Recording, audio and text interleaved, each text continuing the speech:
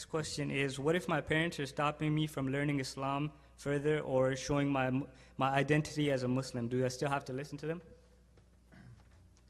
This is a good question. It's a very common question as well, especially for a lot of the sisters. Like, you might want to wear hijab, or you might want to take it a step further and put on a niqab, but mom and dad said no. So what do? You have a couple choices here. Number one is that you have to understand what is more important. Like this particular example about the hijab and the niqab is a whole different issue by itself. Because the hijab, we don't have any problem with it. Allah ordered it, we just got to do it, period. But the niqab, there's discussions about it. Now, the logic that you have to use is very simple. Obeying my parents is what? It's wajib. Allah orders me to obey my parents.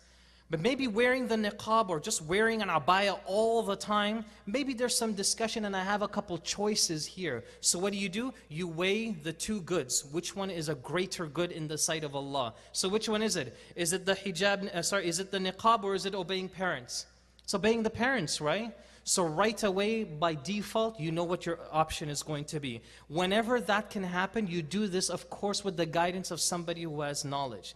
Now, but generally speaking, if you just want to start practicing your deen and you come from a non-practicing home, you have a couple choices. Number one, you start speaking to your parents and you start letting your parents know in a respectful manner that this is the religion of Allah and you just want to obey Allah and you want to do what He expects from you. But you have to be smart, students. Don't go into that whole Transformers phase. Like literally the movie Transformers, don't try to do that. Don't just wake up one day and you get out of your bed and the niqab is already on you, you know? It's just there. Don't do that. And then all of a sudden, you know, you can't say Salamu Alaikum to nobody unless you have wudu or something, right? Don't start to put yourself in that transformation phase. Show your parents and let them see that you can be religious, you can be devoted, you can do all the things that Allah expects you to do, but you can still be a loving child. You can still be courteous, you can still have fun with them, you can still laugh, you can still be the same child that they raised. You know, one of the greatest issues why parents have this problem where they stop their children from doing certain things that are Islamic, it's because they're afraid that their child will change to become a completely different person.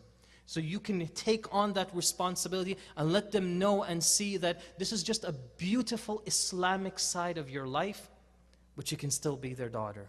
You can still be their son, inshallah. I hope that helps.